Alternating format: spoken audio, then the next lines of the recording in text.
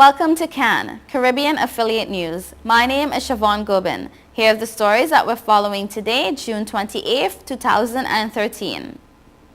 In international news, in the Trayvon Martin trial, after prosecution witness grilled over cracker comment, Martin family lawyer says trial is not about race. Senate passes sweeping immigration legislation. Surviving Boston bombing suspect charged with killing 4. In sports, Kirani James sets new 400-meter record in Ostrava. West Indies A win ODI series in Grenada. And in entertainment, a Vybz Kartel was taken to Kingston Public Hospital yesterday morning. Inner Circle breaks silence after crash, relived the moment via YouTube video. And Ninja Man gets green light to fly. Details on these headlines and more when we return.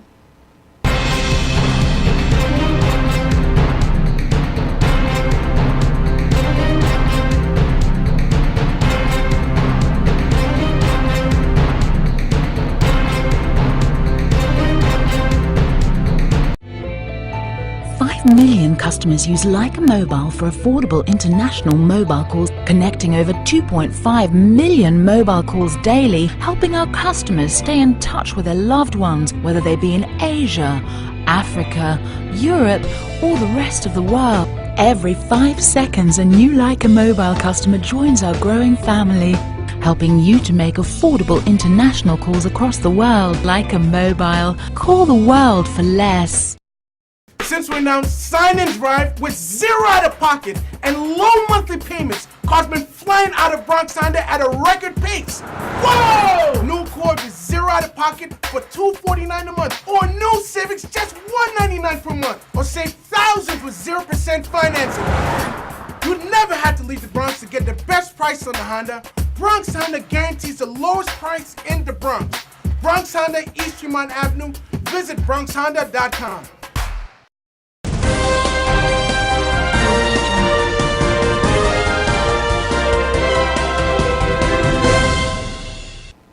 Welcome back to CAN, Caribbean Affiliate News. My name is Siobhan Gobin.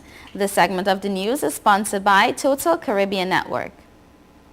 In international news, Trayvon Martin's family lawyer threw the trial of cop wannabe George Zimmerman into turmoil Thursday by suddenly declaring that the case was not about race.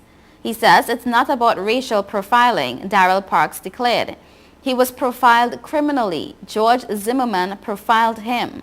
Parks dropped this bombshell after prosecutors spent the last few days arguing that Zimmerman profiled the 17-year-old specifically because he was black. As why Parks was changing his tune now, the lawyer made another head-scratching statement. He says, "We never claimed that this was about race," he said.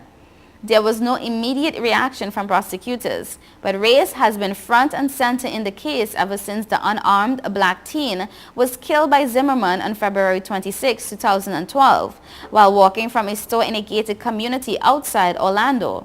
His death raised questions about unequal justice after Sanford, Florida police refused at first to charge Zimmerman for killing Martin. Parks spoke out on the same day that Martin's gal pal got raked over the coals by a Zimmerman defense attorney. Rachel Jantel, who was on the phone with Martin just before he was killed, was ripped for telling different stories about the deadly encounter to Martin's parents, to Parks' law partner Benjamin Crump, and to prosecutors. In one especially cringe-worthy moment, the 19-year-old barked at reading a letter out loud in court saying, "I don't read cursive." Jantel's tough turn on the stand left Martin's parents shaking their heads at times in apparent dismay. It showed at one point the key prosecution witness blurted out, "That's retarded, sir." That came after defense attorney Don West claimed Martin attacked Zimmerman. Jantel told the court Wednesday the last words she heard Martin say were, "Get off, get off." But on cross-examination, Jantel said she didn't tell Crump that at first because she didn't think it was important. Jantel admitted she didn't tell prosecutors at first that Martin called Zimmerman a creepy-ass cracker before the killing. She didn't want to say ass in front of the teen's mother, Sabrina Fulton. Jantel also admitted she had a friend pen a letter about Martin's death to his mother because she can't write legibly. Nelson Mandela's eldest daughter lambasted foreign media vultures for violating her father's privacy as he lay critically ill in hospital, and said the former South African president was still clinging to life on Thursday. Makaziwe Mandela's outburst came as anxiety increased over the faltering health of the 94-year-old anti-apartheid hero, admired across the world as a symbol of resistance against injustice and oppression and then of racial reconciliation.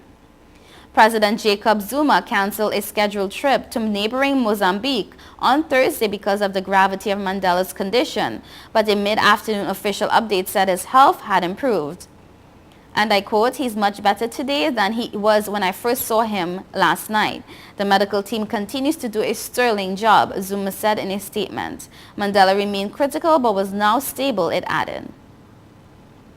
The U.S. Senate approved a landmark immigration bill on Thursday that would provide millions of undocumented immigrants a chance to become citizens.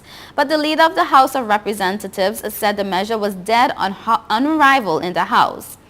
In a rare show of bipartisanship, the Democratic-controlled Senate passed the bill by a vote of 68 to 32, with 14 of the Senate's 46 Republicans joining all 52 Democrats and 2 independents in support of the bill.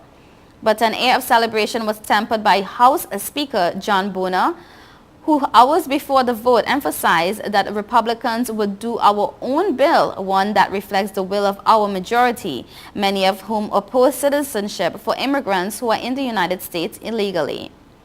Any bill in the Republican-controlled House is expected to focus heavily on border security and finding immigrants who have overstayed their visas. He says immigration reform has to be grounded in real border security, Boehner said. Republican divisions over immigration were evident throughout the U.S. Capitol. While Boehner was putting the brakes on the Senate bill, Republican Senator Marco Rubio of Florida, a possible 2016 presidential candidate, delivered a passionate speech urging passage of the measure that he helped write. President Barack Obama, praising the bill, said it contained tough border security requirements and earned citizenship for about 11 million undocumented residents. Today, the Senate did its job. It's now up to the House to do the same, Obama said in a statement. A federal grand jury has returned a 30-count indictment against Dazoka Tassaneev, the surviving suspect in the Boston Marathon bombings, the U.S. Attorney's Office in Massachusetts said on Thursday. Tassaneev is charged with killing 4 people, 3 spectators who died in the bombings, and a Massachusetts Institute of Technology police officer ambushed in his cruiser a few days later, and maiming, burning, and wounding scores of others, U.S. Attorney Carmen Ortiz said. And I quote, "I have met several of those that were injured on April 15th, as well as members of the deceased family," Ortiz says. "Their strength is extraordinary, and we will do everything we can to pursue justice, not only on their behalf, but on behalf of all of us." At least 264 people were wounded in the double bombings, which took place near the marathon finish line. Police took Tassaneev, 19, of Cambridge, Massachusetts, into custody on April 19th after finding him hiding in a boat in dry dock in the backyard of a home in Watertown, Massachusetts. His brother, his 26-year-old brother, Tamerlan Tsarnaev, died after a gunfight with authorities hours before his brother's arrest. The elder brother was buried in a rural Virginia cemetery. 17 charges authorize a penalty of up to life in prison or the death penalty. The other charges authorize a maximum penalty of life in prison or a fixed term of years. Tsarnaev is scheduled to be arraigned on July 10th in the U.S. District Court in Boston. The case will be handled by Judge George A. O'Toole Jr., who was assigned the case at random, the federal court in Boston announced Thursday. O'Toole received his law degree from Harvard Law School in 1972 and was nominated to the district court in 1995 by President Bill Clinton. NFL player Aaron Hernandez, who has been charged with the murder of a friend whose body was found near his home, is also under investigation of a separate double killing last year. The drive-by shootings, which left Daniel Abreu and Safiro Furtado dead at a Boston intersection, took place after a fight in a nightclub in July 2012. The shots were fired from a passing SUV. Hernandez had been at the club on the night of the murder. Nobody has been arrested in the case, but media reports citing law enforcement officials said investigators were now looking back into those killings and probing Hernandez's possible role. The New York Times quoted one official as saying Hernandez was believed to have fired the shots that killed the two men. The 23-year-old Hernandez was arrested at his mansion in North Attleboro, Massachusetts on Wednesday. He's accused in the execution-style shooting of his friend, Odin Lloyd. Mr. Lloyd's body was discovered about a mile away from Hernandez's home. Prosecutors said they have found new evidence, including an ammunition clip found in a Hummer belonging to Hernandez that matches the caliber of casings found at the scene of the killing. Hernandez was denied bail at a hearing in a Massachusetts courtroom. His lawyer argued his client is not a flight risk and the case against him is circumstantial. But Judge Renee Dupace said that the state's case appeared circumstantial but very, very strong. Police in Hernandez's hometown of Bristol, Connecticut have arrested another man, Carlos Ortez, in connection with Mr. Lloyd's murder. Hernandez, who was a New England Patriots tight end, had been seen as a rising star in American football. The Patriots, who signed him last summer to a 5-year contract worth $40 million, sacked him following his arrest. You are watching Caribbean Affiliate News. We will be right back.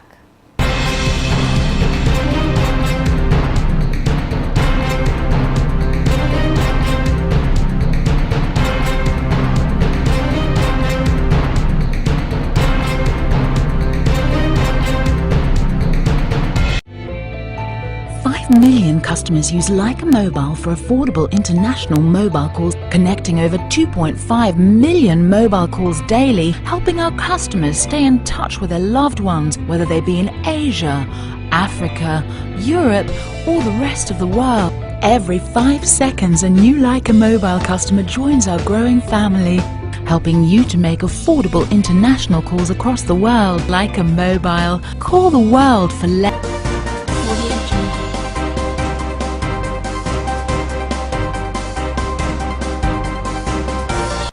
Welcome back to Cannes. This segment is sponsored by Leica Mobile. In sports, world and Olympic 400-meter champion Kirani James lived up to expectation to win the event at the Golden Spike Meet in Ostrava on Thursday.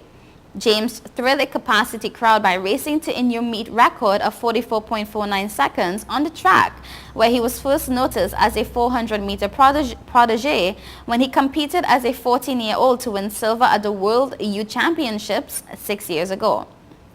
The Grenadian athlete successfully chased down another outstanding quarter-milers achievement, the meet record of 44.70 set by Cuban Alberto Juan Torrena in 1976.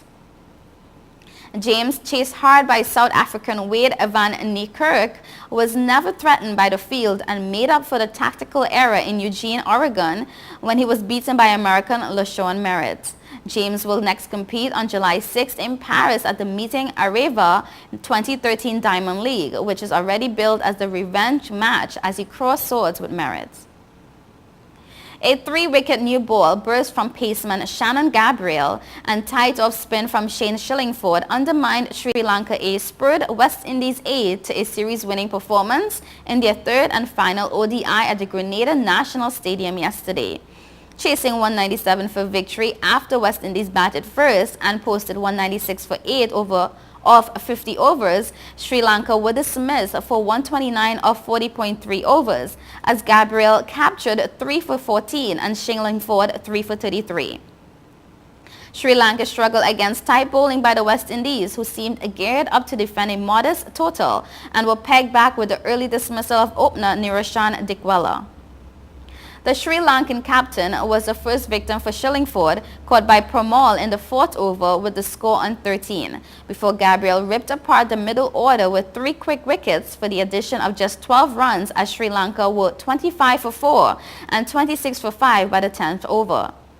Dilruwan Pereira, who was last out for 48, and left-hander Ramith Rambukwela sought to rescue their team with a 55-run 7th-wicket partnership, but once Rambukwela was caught by Simmons at slip off Versami Pomol, the innings further crumbled. Victory was sealed for the home team as Pramod breached the defense of Pereira, whose fighting 48 came off 95 balls. Earlier, West Indies were also early in trouble after opting to bat as the Sri Lankan bowlers kept the batsmen in check. Opener Lendl Simmons and captain Kirk Edwards both went without scoring in the fourth over, with just 11 runs on the board, and the home team slipped to an uncomfortable 37 for 4 in the 11th over as opener Nkrumah Bonner fell leg before 18. It was left to wicketkeeper Devon Thomas and Andre Fletcher to rescue the team in a 105-run fifth-wicket partnership, with both scoring responsible half-centuries. Asafa Powell held off a strong challenge from Kim Collins to win the men's 100-meter at the Ostrava Golden Spike IAAF World Challenge meeting in Ostrava, Czech Republic today. However, the race occurred amid some chaos, which forced a delayed rerun. Initially, the Jamaican ran 9.97 seconds to win at the first sending off, but the race was ordered for a rerun after a callback, which was missed by several runners, including Powell. In the end, the Cayman Islands' Kimar Hyman was disqualified for a false start. The race was pushed back until after the men's 400-meter dash, and Powell held off the challenge from Collins of St. Kitts and Nevis to win in 10.06 seconds. Collins had to settle for second place in 10.08 and American Michael Rogers in third at 10.16. Powell finished a disappointing 7th at the Jamaica Championships in 10.22 seconds over the weekend after claiming he was not in race shape after an injury that set back his season's training as early as February. World record holder Usain Bolt pulled out of the meeting this week to concentrate on his preparations for the World Championships in Moscow in August. Countryman and training partner Johan Blake was also scheduled to race, but a hamstring problem forced the world champion over 100 meters to skip the meet. Juan Navas scored the decisive penalty as World Cup holder Spain beat Italy 7-6 in a penalty shootout yesterday after extra time ended the 0-0, setting up a showdown with host Brazil in the Confederations Cup final. Nobody missed in the shootout until Italy defender Leonardo Bonucci shot high to give Navas an attempt at the winner, and the Sevilla midfielder coolly beat Gianluigi Buffon to send Spain to another major final. In a draining match due to excessive heat and humidity, each side hit the woodwork in extra time. Emmanuel Giaccherini smashed a shot off the post in the 93rd minute, and Italy goalkeeper Gianluigi Buffon deflected a shot from Xavi Hernandez off the post in the 115th. You are watching Caribbean Affiliate News. We will be right back.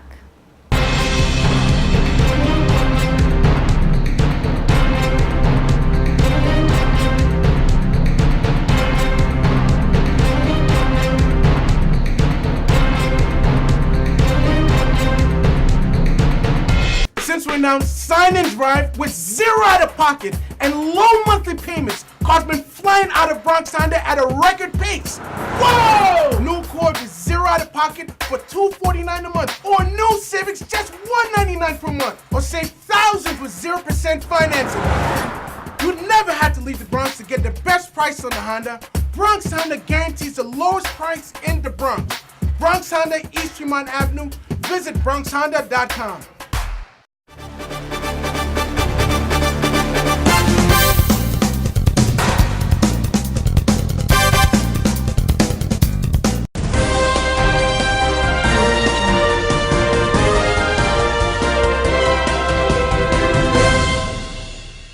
Welcome back to Cannes. This segment is sponsored by TravelSpan Vacations. And in entertainment, embattled dancehall recording artist Adidja Vibes Cartel Palmer was taken to the Kingston Public Hospital yesterday morning after reportedly complaining about chest pains. Patients visiting the hospital flocked to a section of the institution to get a glimpse of the self-proclaimed world boss. Cartel was dressed in an orange t-shirt, a pair of washed-out jeans, pants, and orange shoes. He was also sporting a freaked-out hairstyle, said one man. After leaving the hospital building in handcuffs, Cartel was whisked away in a gray Nissan police motor vehicle. Reporters has been informed that Cartel was taken to the X-ray department of the hospital. Inner Circle is speaking out for the first time after their tour bus crashed in Louisiana on June 4th. The veteran reggae band posted a video on YouTube where they relived the crash, highlighting aspects of the incident. Inner Circle was in the midst of their summer tour when the accident occurred. The crash did not put a damper on the tour. Ninja Man has gotten the green light to travel to other Caribbean islands. The veteran dancehall DJ, who got his passport Tuesday, flew to Trinidad where he's doing groundwork for an upcoming charity project to minimize crime and violence in the country. Ninja Man has been making moves after joining forces with Down Sound record boss Joseph Bognovesh. Ninja's freedom to travel was tainted after being arrested and charged for the killing of a 20-year-old man. The matter is still before the courts. 2 Chainz can't deny his robbery any longer because the robbers are posting all his personal information on Instagram. Earlier this month, the Atlanta rapper was robbed at gunpoint by 3 heavily armed men in broad daylight in San Francisco. Chainz initially denied the reports, but video footage of what went down started circulating days later. Now the robbers are posting evidence of their loot online, including 2 Chainz credit cards and driver's license showing his home address. 2 Chainz bodyguard at the time of the robbery revealed that the incident was a setup. Shots were fired, but no one got hurt. You are watching Caribbean Affiliate News. Stay tuned.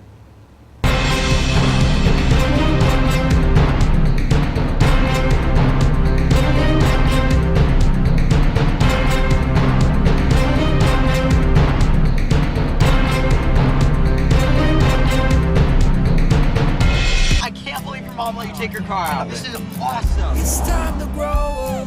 You're crazy. Little wildflower. Go faster. Stop. It'll all be alright. I raised my son to be careful, Hey, sweetie. Hey, Mom. but just to be safe, So don't you worry. I got a Subaru. Love. It's what makes a Subaru a Subaru. Coleman Subaru, 1710 North Alden Avenue, Ewing, New Jersey, or colemansubaru.com.